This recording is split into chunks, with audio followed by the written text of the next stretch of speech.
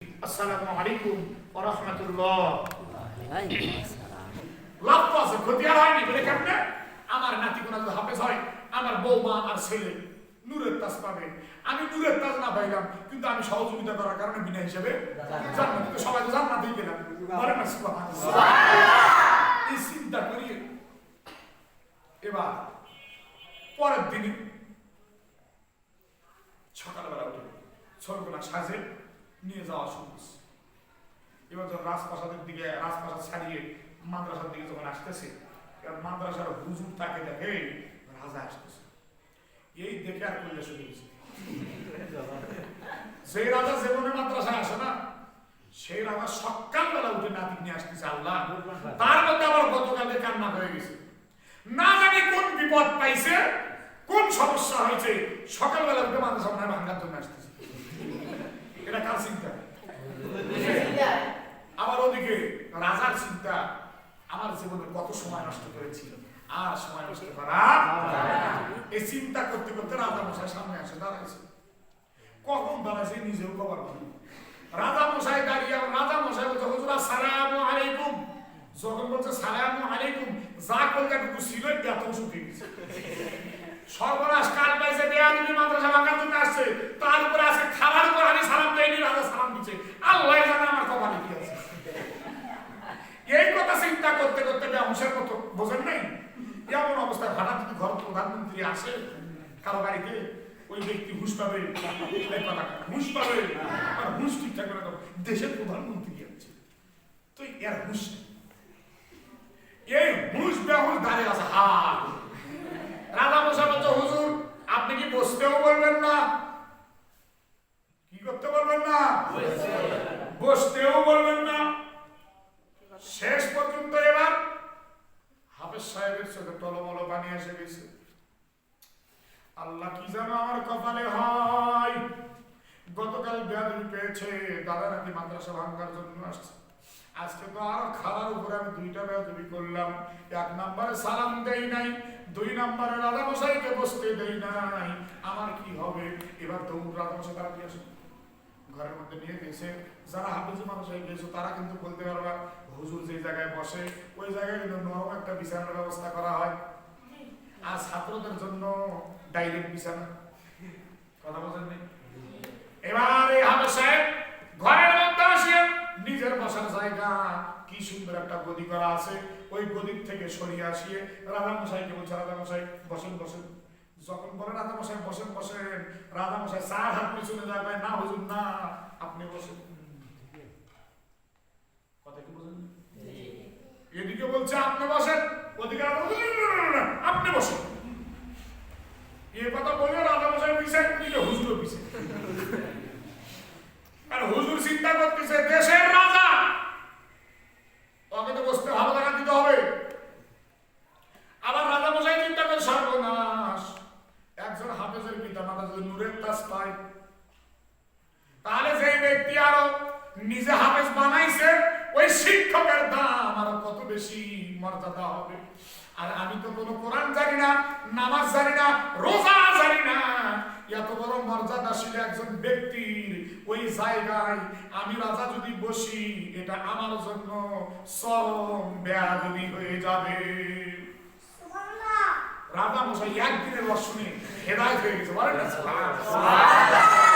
রাজা চিন্তা করতেছি, এটা হাফেজের বাপ মায়ের যদি এক দাম হয়, হাফেজের দাম আরো কত বেশি, আবার যাই হাফেজ বানাইছে তার দাম আরো কত বেশি। তারই চেয়ারে আমি বসবো, আমি হতে পারি রাজ্যের রাজা, কিন্তু আমার তো আল্লাহর কোরআনের মর্যাদা আমার ভিতরে। এদিকে এও বসে না, অমসার এও বসে না, কথা বুঝেন নাই? উদ্দেশ্য কি? এদিকে হুজুরের উদ্দেশ্য, হুজুর দেখতেছে মাদ্রাসা ভাঙার জন্য আসছে, আর ওদিকে রাজা মশাই কোন উদ্দেশ্যে আসছে? আমার নাতিকে এই টলমল করতে একসময় বলছে, বসেন। রাজা মশাই রাগ বেশি না, কথা কথা রাজা রাগ বেশি না, রাজ্য সারা মাথা ঠিক থাকে। তো দুই তিনটা জন শুনছে, শোনার পরে এখন হুজুর যখন শোনে না, হুজুর থাক বসেন। এবার হুজুরটা শুরু বসছে, হুজুর শুরু বসার পরে রাজা মশাই যায় ছাত্র যে জায়গা ছাত্র বসে ছাত্র মতো হাঁটু দাঁড়িয়ে আঁটুসুটু হয়ে আদবের শরীর বসছে, বসে হুজুর বলছে, হুজুর মাফ করে দেবেন যদি ভুল করি, কারণ আমি যদি সাত না মারতাম আপনি বসতেন না, কিন্তু আপনার বৈঠকে আপনার বিছানায় আপনার জায়গায় বসার মতো আমি রাজার পাওয়ার নেই। হতে পারি দেশের রাজা, কিন্তু আপনার ওখানে বসার মতো পাওয়ার নাই, কারণ আপনার ভিতরে যে কোরআন আছে এই কোরআন পৃথিবীর শ্রেষ্ঠ। গতকালকে বক্তা বলেছে, বলেন তাই এবার এমন অবস্থায় বসলো, বসার পরে এবার রাজা মশাই বলতেছে, আপনার মাদ্রাসা কিভাবে চলে খোঁজ খবর তো নেইনি, যখন বলছে মাদ্রাসা কিভাবে চলে খোঁজ খবর নেইনি। এবার হুজুরের গা ঘামা শুরু হয়েছে, বাবা আমার স্বপ্ন মনে হয় ঠিক তাহলে কথা বলছে নেই। এই ঘামতে ঘামতে রাজা মশাই বলছে, দেখেন রাজা মশাই এখানে এভাবে চলে আর কি, ছেলে মেয়েকে ভর্তি নেই আমরা এখানে, এই কেউ এখন বর্তমান মাদ্রাসা ভর্তি চলছে না, স্কুলে ভর্তি চলে না, একটা তো বলছে এই ১,৫০০ টাকা ভর্তি নেওয়া হয়, আর মাসে মাসে আধা মন চাল ৫-৭০০ করে টাকা, অথবা দেখা যায় ১,৫০০ করে টাকা নেওয়া হয়। তাই বলে হ্যাঁ। রাজা মশাই বলছে, হুজুর তাহলে শোনেন, আজ থেকে আমার নাতি মাদ্রাসায় পড়বে। কে পড়বে? আমার নাতি এই মাদ্রাসায় পড়বে। আমি এই ১,০০০ টাকা ভর্তি দিয়ে দিলাম, আর মাসে মাসে ১,৫০০ টাকা যা লাগে সব দিব। যখন এই কথা শুনছে হাফেজ সাহেব খারাপ হয়েছে। হাফেজ সাহেব বলছে, রাজা মশাই বেয়াদবি মাফ করবেন, আমি আপনার নাতিকে নিতে পারবো না, কারণ আপনি একজন রাজা, আপনার ছেলে রাজা, আপনার এই নাতি ভবিষ্যৎ রাজা, যদি বেয়াদবি হয়ে যায় আমার প্রাণ থাকবে না, অতএব নিতে পারবো না। এর একটাই কথা, নিতে পারবো না। রাজা মশাই কোনো সমস্যা নেই, নেন। হুজুরকে কথা যাবেই না, আর জীবনটা তো হারাই যাবে। আসলে আপনার নাকি থাপ্পড় মারলাম, যা বিচার দিল আপনি তো হচ্ছে রাজা মারবেন, ৮০ লাখ কাটবে, সমস্যা নিবই না। জেদ যখন ধরে বসলো, রাজা মশাই বলছে, হুজুর শোনো, গোটা মাদ্রাসা চলতে কেমন খরচ হয়? গোটা মাদ্রাসা চলতে মাসে ২০-৩০ মণ চাল যায়, আর ৩০-৪০ হাজার টাকা ব্যয় হয়। এই কথা বলার সঙ্গে সঙ্গে এবার রাজা মশাই বলছে, হুজুর ভালো করে শোনেন, আপনার মাদ্রাসায় যা খরচ হয় সমস্ত খরচ আমি রাজা মশাই দিয়ে দিব। শর্ত একটাই, আমার নাতিকে ভর্তি করে নিতে হবে, তারপরে বলে না ভর্তি করে নিব না। এবার রাজা মশাই রাগ করে বলে, শোনেন, এত দেওয়ার পরেও যদি আমার নাতির পড়া না হয়, তাহলে হয় যদি আমার নাতি ভর্তি হয় ভাগ্য ভালো, না হলে আগামীকাল থেকে মাদ্রাসা বন্ধ। এবার মুসিবত করছে না, কি বলছে? এবার হুজুর চিন্তা ছাইলে এতক্ষণ ধরে একজনের জীবনের চিন্তা ছিল। এবার রাজা মুখে যে কথা বলছে, যদি আমি সন্তান না নেই, তাহলে আমার মাদ্রাসার মধ্যে যে ৫০-৬০ জন সোল আছে, সবগুলো সোলের জীবন নষ্ট হয়ে যাবে। এই ৩ সোল তো আমার একজনের জীবন নষ্ট করে, একজনের জীবন চিন্তা করে ৫০ জন সোলের জীবন নষ্ট করা যাবে? সঙ্গে সঙ্গে আর ২ হুজুর ছিল, তাকে ডাকছে, এই ঘটনা। সঙ্গে সঙ্গে ওরা বলছে, ঠিক আছে, মরলে আমরা ৩ জন মরি, সোলগুলো মরার দরকার নাই, কারণ রাতে খেতে দিবে আর এতিম সন্তান পড়ে যাবে, না খায় মরবে, অতএব এবার নিয়েছে। নেওয়ার পরে বাবা যেমন তেল ভাজি কিন্তু তেমনই সুন্দর হয়, লাভের অভাব হয়, বিনা লাভের সুতাও কাম না। কথা বলেন ঠিক কিনা? এক ছাত্র থেকে ৪০,০০০ টাকা পাওয়া যায়, এক ছাত্র থেকে ২০-২৫ মণ চাল পাওয়া যায়। ওই ছাত্র আদর কম থাকবে না বেশি থাকবে? বেশি। ইয়ে হুজুর ছুটি দেয়, ও হুজুর কলম দেয়, ও হুজুর ছুটি দেয়, ইয়ে হুজুর কলম লাভের অভাব হয়, বোঝেন না? বেশি গাইছে তো আনন্দে পড়ায়। ৩টা হুজুর যদি পড়ায়, শরীরটা আদো বলা হতে সময় লাগে না, শরীরকে আদলের মতো আদো বলা হচ্ছে। কিন্তু ওদিকে ব্যতিক্রম, রাজা মশাই বাড়ি গেছে, যাওয়ার পরে আল্লাহর কি কাজ, সবই তো আল্লাহ করে। বাড়ি যায় এই রাজা মশাই দিয়েছে নিকি বেড়া, কি কি করা আল্লাহ বিচার দেখেন। এবার মির্কি বেড়া হইলে মুখ দেখি পরে ফ্যানটা পরে লাল ফ্যানটা পরে লাল করে যখন সিটগুলো নষ্ট হচ্ছে, ডিগ্রি পাশের মহিলা এবার জায়গায় উঠছেন, উঠে এবার বলছে তুমি কি দেখো না? বলে কি দেখি না? তুমি দেখো না তোমার বাবা মুখের ময়লা ফেলে ফেলে সিটগুলো কি অবস্থা করতেছে? এই অবস্থা যদি করে আর যদি রাজ্যের বাইরে থেকে লোকজন আসে আমাদের মান সম্মান শেষ হয়ে যাবে। এবার স্বামী বলতেছে তাহলে কি করার উপায় তুমি একটু বলে দাও। যখন বলছে তুমি বলে দাও, সঙ্গে সঙ্গে এবার ডিগ্রি পাশের মহিলা বলতেছে রাজ্যের পিছনের দিকে যে আমাদের খানকা আছে, ওই খানকার মধ্যে একটা ভাঙ্গা ছবি আছে, তোমার বাবাকে ওখানেই রাখে আসো। এবার ডিগ্রি পাশের বউ এই কথা বলার সঙ্গে সঙ্গে স্বামী মনে করে যে সর্বনাশ আমি তো নামবেল ফাঁস, বউ আমার বাংলায় বিয়ে ফাঁস, শিক্ষিত বউ এই যেটা বলবে সেটাই ঠিক। সঙ্গে সঙ্গে বাপরা ঘাড় দিয়েছে, নিয়ে যা ভাঙ্গা চকির উপরে শুয়ে রাখছে, রাখিয়ে বাজার থেকে একটা মাটির প্লেট, একটা মাটির বদনা আর একটা মাটির গ্লাস কিনে আনিয়ে দিয়েছে। বেটি 14 ডিগ্রি পাস, তার বোকা হবে না চালাক হবে? আশেপাশে রাজার ওই পিছনের দিকে খানকার দিকে যত প্রহরী ছিল সমস্ত প্রহরীকে সরাইয়া দিয়েছে। দিয়ে এই রাজার বৌমা নিজেই সকালে বিকালে খাবার দিয়ে আসে, পৃথিবীর কাউকে খোঁজ নিতে দেয় না। এবার বলেন তো রাজা মশাই সুখে আছে না দুঃখে আছে? যাই হোক, এবার আসুন তাহলে কোরআন বললে কয় দিকে উপকার হয়? দুই দিকে। এই কথা বলে না কয় দিক? দুই দিকে। ইহকাল পরকাল। কেমন উপকার দেখেন। রাজা মশাইয়ের এই নাতি মাদ্রাসার মধ্যে পড়তে পড়তে এ হুজুর একবার পড়ায়, ওই হুজুর একবার পড়ায়, খুব আদবের পড়া চলতেছে। কোন হুজুর সন্তানকে বেয়াদবি করার সুযোগটুকু দিল না। এক হুজুর ছুটি দেয়, এক হুজুর বলে নাই বাবা এসো।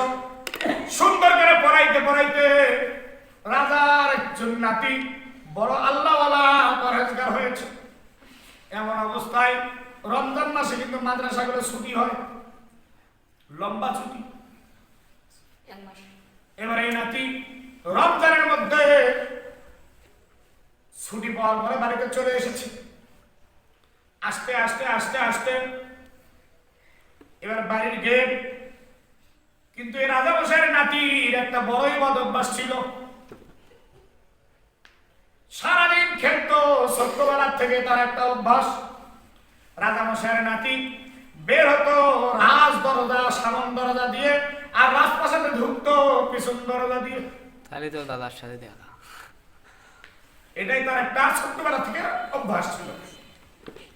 তো মাদ্রাসা থেকে আসছে, রাজপ্রাসাদে ঢুকবে, রাজপ্রাসাদে ঢোকার সময় হঠাৎ করে পেছনের দরজায় আসিয়ে এবার দাদু বলে যখন চিৎকার দিয়েছে, প্রহরী দেখো সর্বনাশ, এ তো রাজা মশাইয়ের নাকি। গেট খুলে দিয়েছে। গেট খোলার পরে বহুদিন পরে নাতি আসছে। ছেলে আর ছেলের বউয়ের সঙ্গে যতই ঝগড়া হোক, নাতি কিন্তু এগুলো মানে না। এই মানে নাকি দৌড়ে দাদুর কাছে যায়, দাদির কাছে যায়, অথবা দাদা দাদি ইশারা দিয়ে ভয় রাখতে না পারলে ইশারাতে রাখে, বাবা শোনো কথা বলে, ঠিক কিনা? করে চুমা দেয়, কেমন আছো জিজ্ঞেস করে। তুই এমন অবস্থায় এতদিন হলো দাদুর সঙ্গে নাতি খেলতে পারেনি, নাতির মনটাও আনসান আনসান করতেছে, অনেকদিন হলে দেখেনি, আনন্দের দাদু। এবার দাদু দাদু বলে চিৎকার দিয়ে রাজপ্রাসাদে ঢুকতেছে। এবার যখন বলছে দাদু, এই কথা বলার সঙ্গে সঙ্গে এবার বাবাজি, এবার এই দাদু বিছানার থেকে টাস করে নামছে নাতির জন্য দেখা করবে। নামতেই কিসের দিন কিবার রোগী তো দুর্বল হয়ে গিয়েছে, সারা লেল মাটা যত্ন কেউ নেই, পুরা শরীরের নেল বাবরি নেল পা একবার অন্যরকম হয়ে গেছে। ধুলাই পড়ার সঙ্গে সঙ্গে উনি ধুলাতে মাথা, গুড়ের মধ্যে পড়লে যেমন গুড় মাথা দেহ, ওই দেহের দ্বারা তুলার মধ্যে পড়ে যায়, তাহলে ওটার মানুষ নয়, গোড়াই তুলা। কথা বলেন ঠিক কিনা? তো তেমনি এই ব্যক্তির অবস্থা হয়েছে, একবার হাত পাকে গিয়েছে, চেনার বুদ্ধি নাই, কিন্তু দাদু নাতির ডাক শুনবে এই মনে করে এবার গড্ডায় গড্ডায় বের হয়ে পিছন থেকে বলছে, দাদু ভাই আমি এখানে। যখন বলছে দাদু ভাই আমি এখানে, রাজা মশাইয়ের নাতি তো সামনে আছে না নাকি, আচ্ছা টাস করে পিছনে দিকে তাকিয়ে দেখছে, দেখে পিছনে কাউকে দেখা যায় না, শুধুমাত্র মাটির ভিতর থেকে হাত দেখা যায়। এবার রাজা মশাই নাকি চিন্তা করতেছে, কেউ আমার ডাকে না এভাবে আমার দাদু ভাই সারা। অথচ মাটির জমিনের ভিতর থেকে হাত ওঠা, ওখান থেকে শব্দ আসতেছে, দৌড়ে চলে গিয়েছে, কি এই জিনিসটা দেখি। সঙ্গে সঙ্গে হাতের মাটি সরানো শুরু করছে, সরায় দেখে মানুষের হাত, এবার ঘোষাইতে ঘোষাইতে একবার মুখ পর্যন্ত আসছে, মুখের মাটি সরায় দেখে দুনিয়ার আর কেউ নয়, ওটা ওর দাদু রাজা মশাই। এবার রাজা মশাইকে দেখিয়ে মাথা খারাপ হয়ে গিয়েছে নাকি, কলিজায় জড়িয়ে নিয়ে দাদু ভাইকে বলছে, দাদু ভাই আমার দাদু ভাই কি হয়েছে আপনার, কোন রাজ্যের রাজা আমাদের রাজ্য দখল করে নিল। এবার এই কথা ভাবার সঙ্গে সঙ্গে দাদু বলছে, না রে আমার রাজ্য কেউ দখল করে নাই, আমার রাজ্য আমার রাজ্যই আছে, এই বুড়া বয়সে রক্ত হয়েছে যার কারণে পড়ে আছি, যা তুই ভিতরে যা, তোর জন্য তোর আম্মু অপেক্ষা করতেছে। কথা কি বুঝেন নাই? এবার বলছে, দাদু এটা কি বলেন আপনি, আমার জন্য আম্মু অপেক্ষা করতেছে, আমি যাবো আর আপনি এখানে থাকবেন, চলে। দাদু আর ওঠে না। দাদু বলছে, ভাই রে তুমি যাও, আমি এখানে থাকি, মুরগি মানুষ বয়স হয়েছে, খুলে আর বলে না, এমন অবস্থা বলছে, না দাদু আপনার নিয়েই যাবো। যখন যে শুরু করেছে, মুখ ফসকে দাদু বলে ফেলাইছে, এই আমার নাতি, যদি তোর মা তোকে এখানে দেখে ফেলে সমস্যা হয়ে যাবে, তাড়াতাড়ি চলে যা। যখন এই কথা বলছে, বলার সঙ্গে সঙ্গে এবার নাতি বুঝতে পেরেছে আমার দাদু এই অবস্থা দুনিয়ার আর কেউ করে নাই, আমার দাদুর অবস্থা আমার এই মা করেছে। এবার মার এই কথা চিনার সঙ্গে সঙ্গে, বুঝতে পারার সঙ্গে সঙ্গে এই ব্যক্তির দুই চোখের মধ্যে পানি এসেছে, সর্বনাশ, আমি মাদ্রাসায় পড়লাম, হাফেজ হব, হাফেজ হওয়ার পর কিয়ামতের দিনে আমার এই হেফজের কারণে আমার আল্লাহ হয়তো সুপারিশের জন্য মানে নিবে, আমার ওই পিতা মাতার জন্য জান্নাতের জন্য সুপারিশ, কিন্তু ওই সুপারিশ তো খাবে না যদি আমার দাদু এই অত্যাচারের জন্য আমার মায়ের প্রতি বদদোয়া দিয়ে থাকে। সমস্যা আছে না? যদি আমার দাদু বদদোয়া দেয় তাহলে তো আমার কাজ হবে না। এখন বুদ্ধিটা কি করি, বদদোয়াতে বাঁচাইতে হবে, আমার মাকে জান্নাতে নিয়ে যেতে হবে, আমার বাবাকে জান্নাতে নিয়ে যেতে হবে। এই কথা চিন্তা করতে করতে হঠাৎ করে দাদু ভাইকে আর বুঝতে দিল না, সংক্ষিপ্ত বলতেছি। এবার নাতি হঠাৎ করে দাদু বলছে, দাদু আমার দাদু এতদিন হলো তোমাকে সারা দিয়েছি, আমি খেলতে পারিনি কোনোদিন, আমার বড় আশা আপনার সঙ্গে খেলাধুলা করব, যখন বলছে খেলাধুলা করব। এবারে দাদু বলছে, ঠিকই তো কথা, আমিও তো তোর সঙ্গে খেলিনি, কি খেলবি বল। দাদু বলতেছে এই কথা। এবার নাতি বলছে, দাদু খেলবো, তবে খেলা আজকে নয়, খেলা হবে কাল সকালে। কোন সকালে? কাল সকালে খেলা হবে কাল সকালে, তবে যেহেতু কাল সকালে খেলবেন অভিনয়টা আজকে জেনে নেন। খেলাধুলা হবে তো অভিনয় জানা লাগবে না, নাটক হবে, নাটকের অভিনয় জানা লাগবে তো। এই দাদু আগামীকাল নাটক করবো, নাটকের আপনি হবেন নায়ক। কথা কি বোঝেন নাই? এই নাটকের নায়কের অভিনয়টা কি, নায়কের চরিত্রটা কি, আগামীকাল নাটক হবে, ভালো করে শোনেন। তবে একটা কথা দাদু, আপনি নাটকটা করবেন কিনা সেটা বলেন। এবার দাদু এতদিন পরে নাতি পাইছে, নাটক করবে না করবে না? করি। বলছে করব।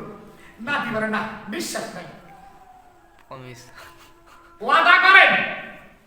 এবার হাতে হাত দিয়ে ওয়াদা করছে, হাত দিয়ে ওয়াদা করার সঙ্গে সঙ্গে বলছে, দাদু তুমি সারা জীবন রাজপ্রাসাদে খেয়েছো, রাজার মতোই খেয়েছো, রাজা তুমি।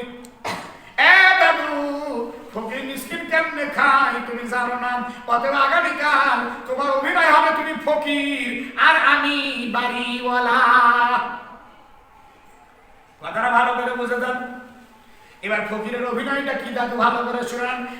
দাদু আমি বাড়িওয়ালা, আমার বাড়ির লোকজন আছে, আমার মা আছে, বাবা আছে, আপনি তো ফকির হবেন। এই ফকির এমন অবস্থায় যখন দ্বারে আসবে, এমন অবস্থায় সাহায্য নিয়ে আমার মা তো অবশ্যই আসবে আমার মনে হয়। বলে হ্যাঁ, তো আমার মা যখন আসবে আপনার ফকিরের চরিত্র করতে হবে। ক্ষুধার্ত অবস্থায় যেমন মানুষ ক্ষুধার জ্বালায় পেলেট নিয়ে দৌড়ে দৌড়ে আগিয়ে আসে, বড় ক্ষুধার্ত লাগে, মানুষ সাহায্য তাড়াতাড়ি দেওয়ার চেষ্টা করে, তেমনি আপনি প্লেটটা উপরে তুলবেন। আমি তো দেখতেছি আপনার ঘরে মাটির প্লেট, মাটির বদনা, মাটির গ্লাস, অতএব এই মাটির প্লেটটা উপরে তুলবেন। আমার মা যেন বুঝতে পারে আপনি বড় ক্ষুধার্ত। এই মনে করে যখন আপনি প্লেট তুলবেন, যখন খাবার টুকু দিবে আপনার হাতে প্লেট নাও পড়ে, আপনি অভিনয় করিয়ে প্লেটটা ফেলে দিতে হবে। যখন বলছে প্লেট ফেলে দিতে হবে, দাদু বলছে দাদু এ আমার নাতি, একটা মাত্র মাটির প্লেট, এটা যদি ভেঙে যায় ভাত খাবো কত? আমার দ্বারা এই নাটক তুই করে নিবি না। এবার নাতি বলছে দাদু তুমি কিন্তু কথা দিয়েছো, আমি ভালো করে জানি রাজা করতে পারে, রাজার হুকুম করতে পারে না, অর্থাৎ কথা দিয়েছো নাটক করবা, যদি নাটক না করো তাহলে আমি বুঝবো রাজার মুখের দাম না। বিপদে পড়ছে না পড়ে নাই? এবার রাজি হয়ে গেল, যা ভাত না খেয়ে যদি মরণ হয় তারপর আমি করব। এবার বলছে দাদু তোমার অভিনয়টা শিখে নিলা, এবার আমার পূর্ণাঙ্গ অভিনয়টা শোনো দাদু। তুমি যে প্লেটটা ফেলে দিবা, আমি তো বাড়িওয়ালা, আমি কিওয়ালা? বাড়িওয়ালা। আমি বাড়িওয়ালা। এই বাড়িওয়ালা এমন অবস্থায় আমার মা ভাত দিবে, প্লেট ভাঙবে গেছে, এমন অবস্থায় আমি বাড়িওয়ালা রাগান্বিত হব আপনি যে আমার ক্ষতি করেছেন। দাদু অনুরোধ, এটা কিন্তু অভিনয়, অতএব ভালো করে শোনেন। 14 গোষ্ঠীর জীবনে কোনদিন যেই গাল খান নাই, যেই ব্যবহার খারাপ দেখেন নাই, আমি কিন্তু আপনার সঙ্গে যেই ব্যবহার ওই ব্যবহার খারাপ করব, গালাগালি করব, কিন্তু দাদু তোমার হাতে ধরি পায়ে পড়ি, তুমি আমারে বদদোয়া দিও না। কারণ নাতি তো বদদোয়া থেকে ভয় করে মামার সন্তান, কথাটা ঠিক কিনা? এবার দাদু কৌশল করে মানে নিছে, নিয়ে চলে গিয়েছেন নাতি। পরের দিন সকালবেলা মায়ের আসল ছাড়ে না ছাড়তে না ছাড়তে 10টা বেজে গেছে। কয়টা? 10টা। রাজা মশাই সকাল 7টায় নাস্তা খায়, 10টা বাজে। নাতি চিন্তা সর্বনাশ, দাদু আমার খায় সকাল 7টায়, এখন মাত্র 10টা, দাদু কষ্ট হচ্ছে। কৌশল করে নাতি ঘুমের ভান করে চোখ বন্ধ করছে। মায়ে মনে করছে ঘুমাইছে, ভাতের গামলা নিয়ে দৌড়। বাবা সাহেব সকাল 7টা খায়, 10টা পর্যন্ত খাবার পায় নাই, ইয়ার কি আর অভিনয় করার লাগে? কথা বলেন ঠিক কিনা? একবারে প্লেট এমনিতেই তুলছে ক্ষুধার তালায়, ক্ষুধার তালায় তুলছে, বউ আবার চিন্তা সর্বনাশ। শ্বশুর সকাল 7টায়, এখন তো 10টা বাজে, সত্যি তোর উপর ক্ষুধা লাগছে, দিয়েছে ভাত এখন না বেশি ধরে দিছে, 2 হাতা একটু বেশি দিয়েছে। এটা আবার সঙ্গে সঙ্গে এবার অভিনয় করার লাগেনি, না খেয়ে দুর্বল হয়েছে, বুঝতেইছেন। পরে যাওয়ার সঙ্গে সঙ্গে তো একবার ভেঙে চৌচির হয়ে গিয়েছে। এমন অবস্থায় বউ এবার চোখ দুটো গরুর মতো করেছে, ধরবে। এমন অবস্থায় নাতি দোতলা থেকে দেখতে সর্বনাশ, নাটক তো শুরু হয়ে গেছে, প্লেট তো ভাঙছে। এখন আমার তো ওখানে যাওয়ার কথা, যদি আমি না যাই, দেরি হয়ে যায়, আমার মা যদি গালি দেয় তাহলে আমি তো আর জাহান্নামকে বাঁচাইতে পারবো না, কারণ শর্ত তো ছিল আমার গালি দেওয়ার, আমার মায়ের তো ছিল না। ঠিক কিনা? এবার নাতি দৌড় দিয়ে যায় দাদুর কাছে, বলছে দাদু দাদু তুমি এটা কি করলা? তোমার 14 গোষ্ঠীতে তোমার কি ভাত খাওয়ানো শিখাই নাই? বাপ মায়ে তোমার আক্কেল দেয় নাই, সারা জীবন ভাত খাওয়াটাও শেখো নাই। দাদু তুমি করলা কি? তুমি তো আমার মান সম্মান নষ্ট করে দিলা, তুমি এত বড় খারাপ খারাপ মানুষ, ফকির হয়ে যাও, ঘরের মধ্যে খায় না আদমের সহিত, তুমি কেমন ফকির, কেমন জাতের ফকির, তুমি ঠিক মতো ভাতটাও খাইতে পারো না। যত গান শুরু করছে, মায়ে আর কি বলে, মা বলার সুযোগ পাচ্ছে না, ওর চিৎকার আর বাপেও আসছে। আসে এখন বলছে কি হয়েছে এখানে? তো স্ত্রী স্বামীকে বলছে দেখো ওর দাদু প্লেট ভাঙছে, তোর দাদুকেও গালাচ্ছে। তো স্বামী বলছে প্লেট ভাঙছে, নাতি গালাচ্ছে, তার মধ্যে তুমি কেন এখানে? চলো, ওরা দাদু আর নাতি কি করবে ওরা বুঝবে, তুমি চলো। যখন ঘুরছে যাচ্ছে, এমন অবস্থায় নাতির এবার নতুন নাটক শুরু। নাতি বলছে দাদু দাদু তুমি খুললা কি? তুমি খাইতে পারলা না, ক্ষুধার জ্বালায় ফকিরের মতো স্বভাব দেখাইতে গিয়ে একদিন খাবার ঠিক মতো পাও নাই। এই খাবারটা না পাইয়ে প্লেট মারি তুমি ভাঙলা, ভাঙবে তুমি শুধু নিজের কপাল খারাপ করো নাই, তুমি আমার বাপ মায়েরও কপাল খারাপ করে দিয়েছো। এবার বলছে বাপ মায়ের কপাল যখন খারাপ করে দিয়েছো, এই কথা বলার সঙ্গে সঙ্গে বাবা মা ওখানে থামে গেছে। সর্বনাশ, বাচ্চা আমার কয় কি পেলেট ভাঙার সঙ্গে আমাদের আবার কপালের কি সম্পর্ক? কথা কি বোঝেন নাই? এবার যখন থামছে নাতি এবার কৌশল করে, দাদু কি করলা তুমি? এটা কি করলাম? তুমি এই পেলেটটা ভাঙলা। দাদু তুমি একজন রাজা মশাই, তোমার আমি নাতি, ভবিষ্যৎ রাজা হব। আমি রাজা হওয়ার পরে আমার বাবা মা তো তোমার মতো বুড়া বুড়ি হবে। আমি তো দেখলাম বুড়া মানুষের স্থান রাজপ্রাসাদে নয়, বুড়া মানুষের স্থান খানকা ঘরের ভাঙ্গা ছবির উপরে হয়। তাহলে আমার বাবা মা যখন বুড়ি হবে তখন তো আমাকে ভাঙ্গা ছবির উপরে রাখা যাইতে হবে। কিন্তু সমস্যা তাতে নয়, সমস্যা হলো একটা জায়গায়, তুমি ভাত খাওয়ার জন্য প্লেট পাইছো, আমি রাজার নাতি, আমার তো আক্কেল জ্ঞান আছে, আমার তো মান সম্মান আছে। এই নাতি আমি রাজা মশাই হয়ে আমি কেমনে বাজারে মাটির প্লেট কিনতে যাব? আমার তো সম্মানে বাঁধবে, আমি মাটির প্লেট কিনতে পারবো না। আমার বাবা মাকে যখন রেখে যাবো, আমার বাবা মাকে তো কুত্তা বিড়ালের মতো খাইতে হবে, তারা তো খাওয়ার মতো প্লেট পাবে না। এবার মা ডিগ্রি পাশের মহিলা, কি পাশের মহিলা? ডিগ্রি পাশের মহিলার নাম হচ্ছে চিন্তা ঢুকে গেছে, সর্বনাশ। এত তো আমার বাচ্চার কোনো দোষ নাই, বাচ্চা এই কথাগুলো বলতেছে, এখানে বাচ্চার কোনো দোষ নাই। আমি যে পরিবেশ তৈরি করেছি এই পরিবেশের কারণে আমার বাচ্চা দেখতেছে আর আমাকে বলতেছে ঘটনা তো সত্য। আর দাদুকে যদি এইভাবে ওই দেখে, এর দাদু যদি এইভাবে মারা যায় তাহলে সত্যি তো আমাদেরকে ওই এখানে রেখে যাবে এইভাবেই। অতএব এখন যদি আমি এখানে রাখি আমার কপাল তো সত্যি খারাপ। সঙ্গে সঙ্গে এবার মহিলা তার স্বামীকে বলছে, মুখের বাবা আর দেরি নয়, তাড়াতাড়ি তোমার বাবাকে ধরো, এইটা তোমার বাবার থাকার জায়গা নয়।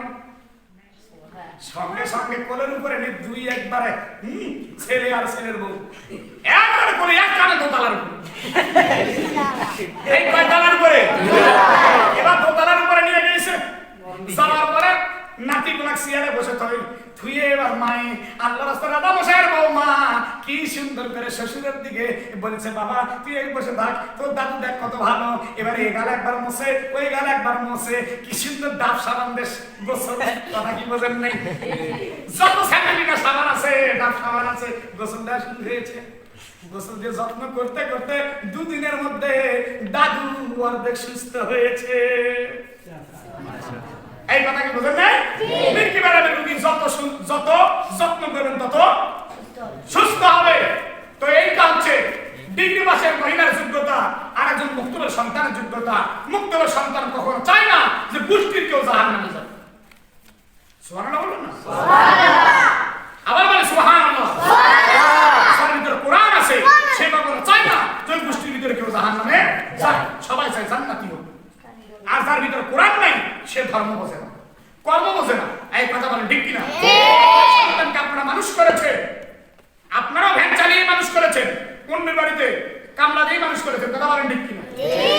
কিন্তু তারা আজকে আপনাদেরকে ভেঙে করে দেয়, তা আপনি তাদের জন্য কষ্ট করেন নাই?